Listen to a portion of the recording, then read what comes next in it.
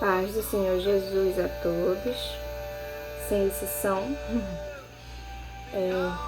Hoje eu vos trago uma palavra que se encontra em Lucas, capítulo 7. É sobre a pecadora que ungiu os pés do Senhor Jesus. Eu não vou ler, vou apenas comentar, mas a Bíblia está aberta aqui caso eu me perca.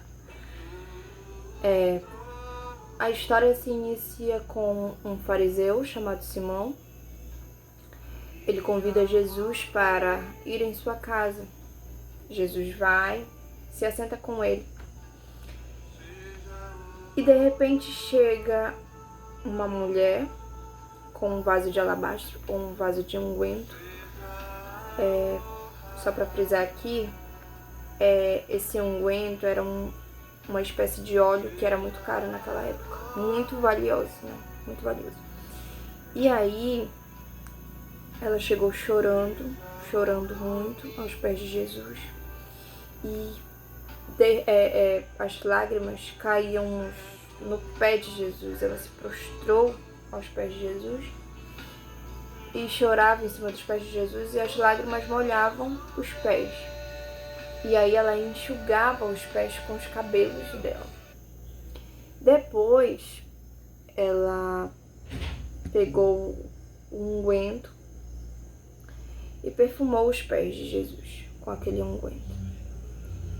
E aí Simão, em seus pensamentos, pensou: se esse homem fosse profeta, ele saberia que esta mulher é uma pecadora.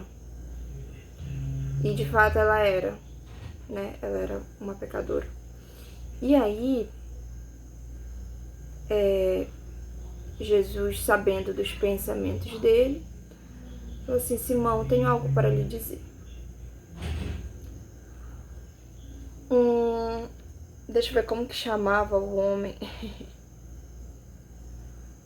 Um credor que tinha dois, era credor que se chamava, que tinha dois devedores.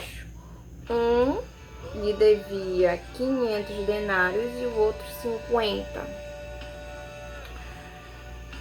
Mas os dois não tinham como pagar a dívida. Então o homem perdoou os dois que deviam, né? E aí Jesus perguntou para ele: então, Simão, quem será que amaria mais o seu mestre? E aí ele pensou sabiamente, né? Quem devia mais, né? Porque ele foi mais perdoado. A dívida dele era maior. E aí Jesus falou: respondeste bem. Essa mulher, eu cheguei na sua casa, você não me recebeu como é de costume.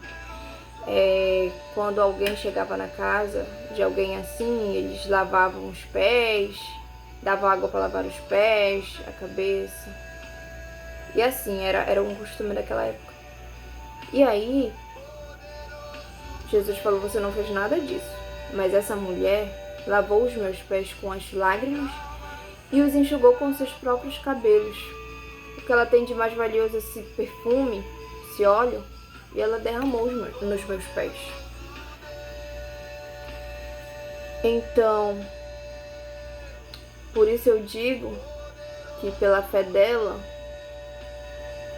ela está perdoada, pois ela muito amou, né?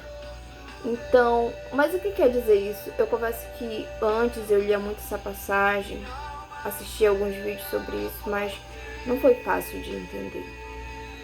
Mas o que é aquele ato que ela estava fazendo?